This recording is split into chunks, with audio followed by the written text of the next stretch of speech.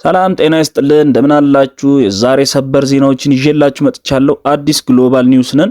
የተለያዩና አዳዲስ በርከት ያሉ ሰበር ዜናዎችን ለማግኘት ቻናላችንን የደውል ምልክቷን በመጫን ሰብስክራይብ ያድርጉ። ቪዲዮአችንን ላይክ፣ ሼር በማድረግ እንዲሁም አስተያየታችሁን በኮሜንት ቦክስ አስቀምጡልን እንላለን።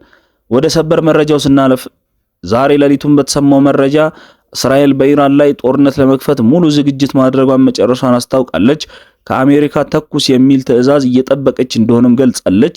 በሌላ በኩል ፕሬዝዳንት ዶናልድ ትራምፕ በሰጡት ትዕዛዝ መሰረት ተጨማሪ የአሜሪካ አውሮፕላን ተሸካሚ የጦር መርከብ ወደ መካከለኛው ምስራቅ ደርሳለች።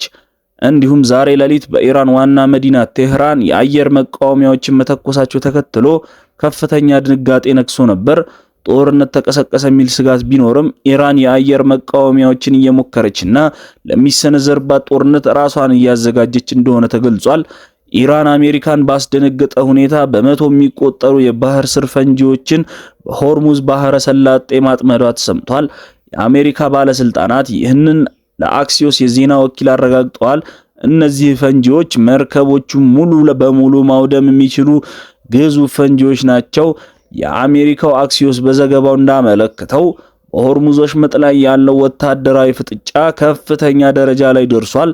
በአንድ በኩል ኢራን ፈንጂዎችን እያጠመደች ሲሆን፣ በሌላ በኩል ዩናይትድ ስቴትስ የባህር ላይ እገዳዋን ይበልጥ እያጠበቀች ነው።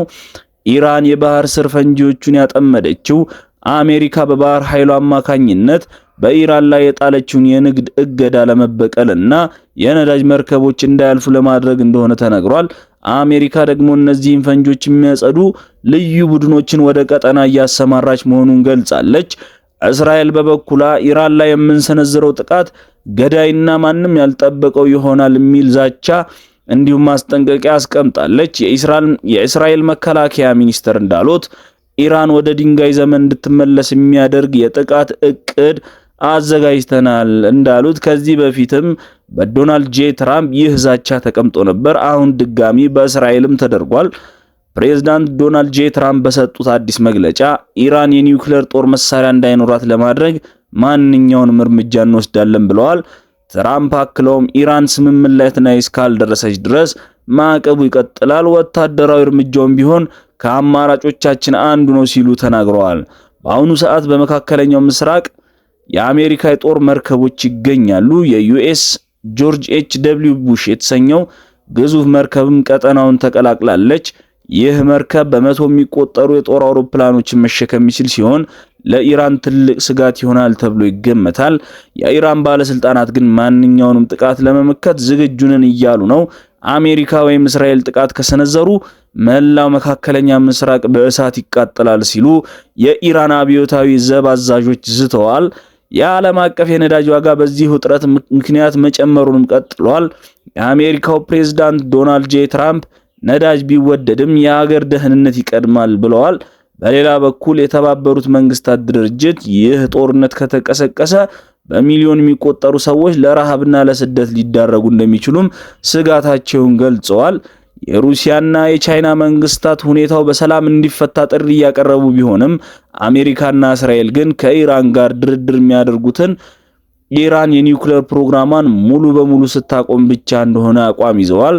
ትራምፕ በኢራን ላይ የኒውክሌር ጦር መሳሪያ ስለመጠቀም ለቀረበላቸው ጥያቄ ሲመልሱ ኢራንን ለማጥፋት የኒውክሌር መሳሪያ አያስፈልገንም፣ በተለመደው መሳሪያችን ብቻ አመድ ማድረግ እንችላለን በማለት የተለመደው የጦር ዛቻቸውን እንዲሁም ኃያልነታቸውን ለመግለጽ ሞክረዋል። በቴህራንና በሌሎች የኢራን ከተሞች ህዝቡ ለጦርነት ዝግጅት እያደረገ እንደሆነና መሰረታዊ ቁሳቁሶችን እያጠራቀመ መሆኑ ተዘግቧል። ውጥረቱ ከቀን ወደ ቀን እየጨመረ ባለበት በዚህ ወቅት ዓለም አቀፉ ማህበረሰብ ቀጣዩን ክስተት በጉጉትና በስጋት እየተጠባበቀ ይገኛል።